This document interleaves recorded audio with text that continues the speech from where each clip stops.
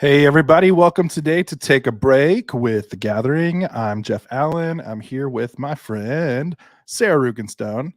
Sarah Hi. is the Clayton site pastor. Now, that's interesting, right? Because that news is brand new. It is pretty new. It's pretty fresh. Yeah, it's really exciting. I'm very excited to be the Clayton site pastor. Charity and I are still definitely sharing roles, and but the transition happens more officially in January when I completely take it over. But yeah. Yes.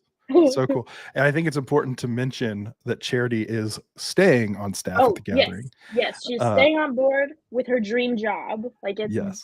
everybody's just like getting their dream job. It's great. That's awesome. I was joking with Sarah. So Sarah is fresh out of seminary and doesn't have to like stop at the children's ministry and youth pastor place where most people do normally, which is good for you because that's not what you want to do. And what I love about like Martin, for instance, is that he wants to be a youth pastor and didn't just use it as a stepping stone to the Yeah, pulpit. exactly. Yeah. So awesome. Yeah. Well, today we're talking a little bit about the last week of our sermon series, Words to Live By, which was a Proverbs series. And we have been in it for, gosh, that was 5 weeks, pretty long. There's a long one. Sorry, guys. I was looking at that coffee cup countdown and I'm like, I've had 3 cups of coffee and somehow I'm still dragging. So here I am, but we're gonna make this happen.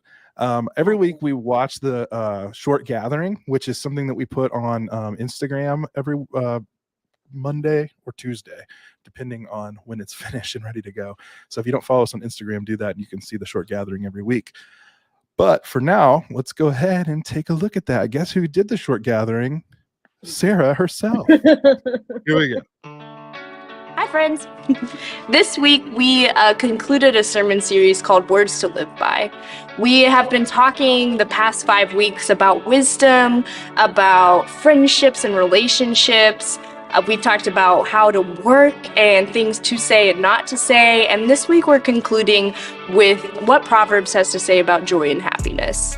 So we talk a lot about the distinction between joy and happiness, that there is a distinction there, that happiness is more of an emotional thing, but it is still very real and authentic. And joy is more of something that we feel much deeper, on a much more deep level, and doesn't come quite as often.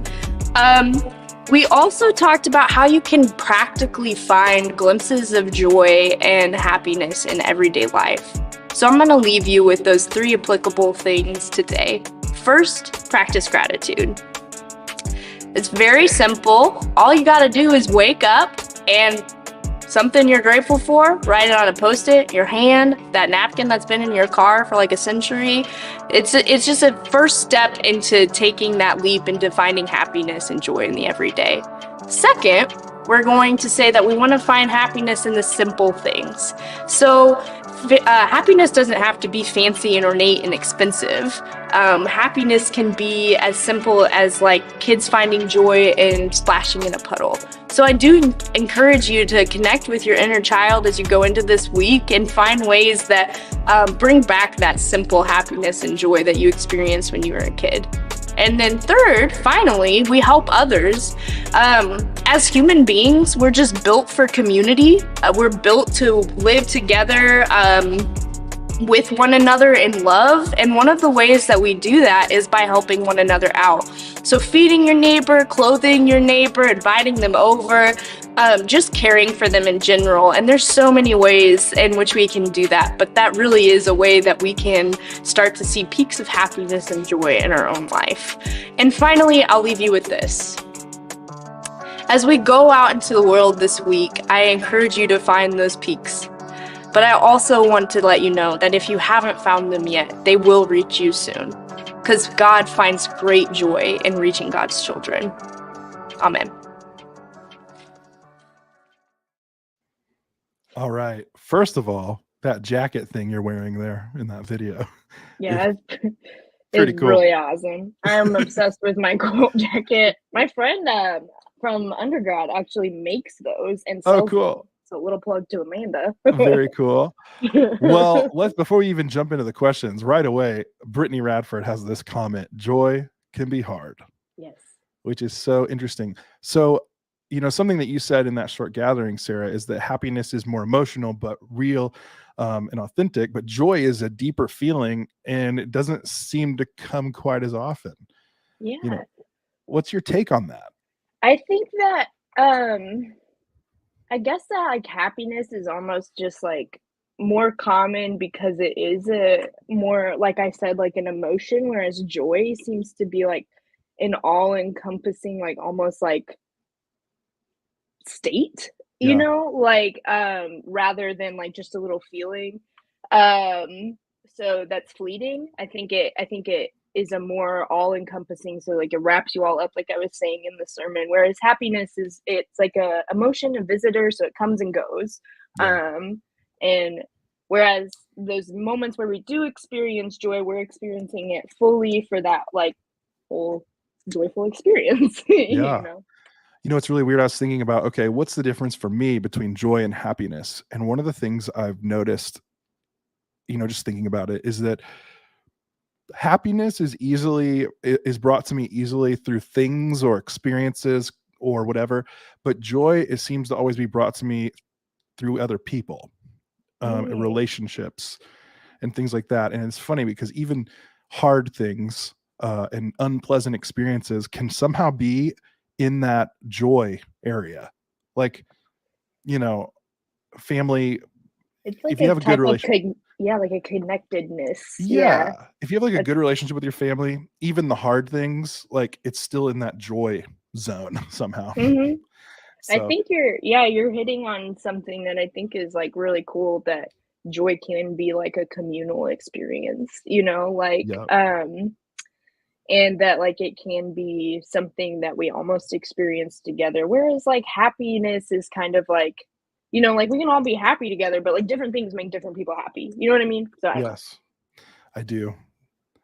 All right, so let's jump into our questions this week. So basically, you had 3 points, and let's go through each one of them. So, like Okay. for people who are watching online, how do you practice gratitude? And I would love to know, Sarah, how you practice gratitude personally. Yeah.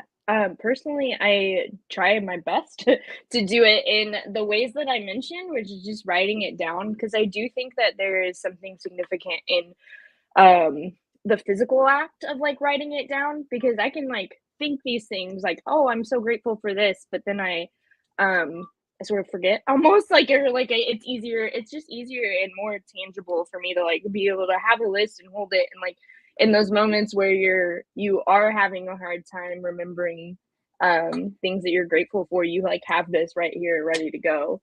So that's one thing I do. And then one thing is also just trying to be present, which is, like, again, easier said than done.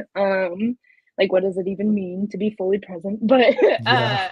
just like trying to, like, I know things that make me happy. Like, I know that my morning cup of coffee makes me really happy. I know that my pets make me really happy. So, like, in those moments, I, like, just really try to, like, take a deep breath and, like, be like, I am here in this moment with this little thing of happiness.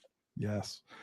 I love that so much. We on the pregame show this week, we asked the question, what makes you happy? Which Mhm. was for me, it was just like I think I said traveling. So I love to travel.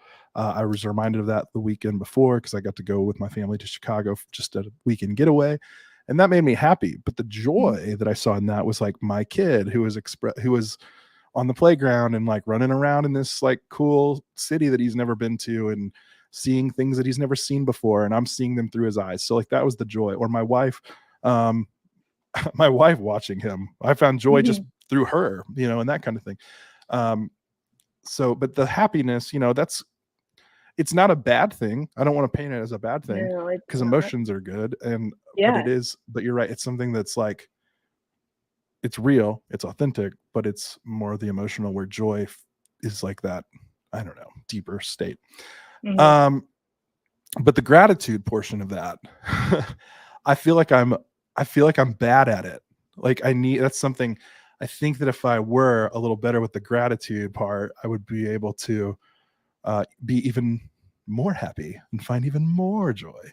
Yeah. It's Yeah, it's really hard, though, to find gratitude, like, just, like, in the state of our world right now. Like, yeah, it can be really hard and sometimes feel like trite almost, but I think it's almost so it can definitely be hard and feel like a challenge and like an uphill battle, but I do think it is not trite and it's very crucial to our well-being and experiencing the full spectrum that we were created for. Yes.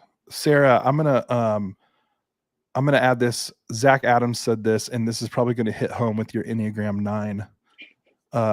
He says, when I meditate, I'll sometimes do a gratitude meditation and list or acknowledge things that bring peace and that I am thankful for. Touching the roots of gratitude brings me joy. That's Mhm. awesome. I Yeah. love that. And then Brittany Radford, same Jeff Allen, I'm a pessimist. Hey, I get it.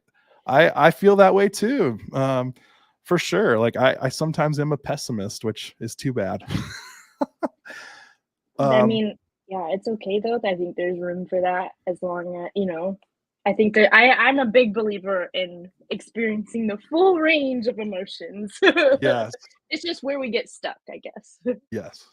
So what simple things make you happy or bring you joy? This is something you were talking about. I loved the example of like a kid jumping in a puddle and the idea of like kind of returning to that childlike wonder, Mm, that's pretty cool. yeah. What about you Um, guys in the comments? Please help yeah. us out here. And then Sarah, what do you think? What simple things make you happy and bring you joy? Or maybe they're both and. Um, yeah, like I said, like my morning cup of coffee is like a ritual to me. Yeah. Like it makes me very happy and just very cozy, and it's a very great way to start my day. Um, Other simple things, like I said, honestly, just like watching my cat and dog interact is hilarious and on a daily basis. Um, Also, my husband and I are big homebodies, so we just like to like hunker down and watch our really cheesy reality TV shows and eat popcorn, and it's just like really simple, but we're just sitting there laughing and enjoying each other's like relaxed company, and like those are those moments for me that are happy and even Yeah. bring me those little peaks of that joy. Yes, I love that. For me, it's similar. I mean, my ritual is it's just funny. One of my rituals is bringing my wife coffee. So like I may not Oh, even drink coffee, but I'll have coffee in the morning and bring it to her in bed. And then that makes me happy. Sometimes I don't feel like getting out of bed to do it, but um and then another thing is like the end of the day, if we have time to sit down and watch, Netflix or whatever. And yeah, simple, really simple little ways of finding happiness and joy. yeah. Um, And even what you said, Jeff, like bringing her coffee makes you happy. Like that's like what I was talking about, like helping others is like definitely a way that kind of like helps ourselves in a way. Like yeah. Well, not and that that's that should be the something. goal of helping others, but Well, sure, yeah, yeah. My wife's grandmother did that, or her grandfather, sorry, did that for her grandma every week, and so she loves that like kind of connection. Her grandma passed away just before we got married, and so that's like this way of keeping connected to her. I think. yeah. Zach says, "Laughter, a good deep sigh, and coexisting with my favorite people make me happy." Ooh, Mhm. I like Mhm. that a lot. Yeah. And then finally, as we're running out of time here, what ways do you help others that and what what we're talking about that make you happy? And Mhm. I guess for me, one of the ways is bringing my wife coffee. Boom. Yeah. For myself, um I also I like acts of service. I like hosting, and like preparing meals for people. That brings me a lot of happiness because being able to feed people and like also accommodate like dietary restrictions and stuff just so people can like fully eat and be so, content. And feel seen. Like I think that's something that Yeah. helps people feel seen for sure. Yeah. Wow, you cared enough about this.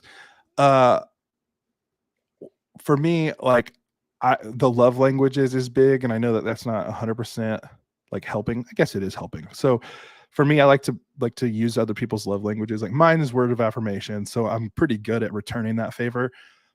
but like I'm not really a big gift person. But if someone's a gift person, I have a friend that I'll buy like, here's a coffee mug, you know, something small that's fun. They like coffee and they like gifts, so I'll get a coffee mug. Brittany's, my wife's, is acts of service. So I'm terrible. Acts of service is probably my worst one. So I'll try my best to like clean the house or something, you know, that makes her happy. So that's one way. And then I remember the first time I ever did like a charity type event. I was in high school and we helped with like Toys for Tots distribution. So it wasn't the part where you pick up the toys. It was a part where you actually handed them to the kids. That was pretty cool. And so that was the first time I ever saw that in action in that way. What about you guys in the comments? Send me a little note here. One thing I wanted to talk about to you, because we haven't talked about this in person really, because we don't like at the gathering, we don't seem to like cross paths that much just in what we do. Oh, you're always in the closet. I know. I'm always hidden over here in this little. But anyway, so you recently got married and you talked about that, I think, in your sermon. Tell me about your last name now. You combined names. Is this right? We did. So my last name used to be Stone and Zach's last name used to be Rugen. And whenever we were like discussing like getting married and stuff, I was like, listen, Stone is a really solid last name. I can't part with it. And especially I had the alliteration going. I don't need more, but like and Rugen, and he's like, that's pretty strong too. So we were like, I mean, we could hyphenate. We were like, or so we just smushed them together because we were like, we're becoming a new family, and like, you know, one in marriage, so we'll just start a new name. Yes. Zach Rugenstone sounds like an awesome merger. I agree. The first time I heard it, I'm like, is that an actual stone? Can I find a Rugenstone somewhere? We did Google. We were like, are there other Rugenstones? There's like someone on Spotify that's just called Rugenstone. I don't know what they do, but there's an island in Germany or something. It sounds super German. Yeah. I love that. I love that so much. And then so Brittany, send positive messages to folks to remind them of their greatness. I love that. Brittany is this person. If you guys don't know her, she's fantastic. And one of my favorite things that she does, and I don't know if I'm supposed to know it's her or not, but sometimes you'll come out and find a note on your car that's just this positive, uplifted thing. And I happen to know that Brittany does that. So I always give her the credit in my mind and my heart. That is so kind. I know. She's great.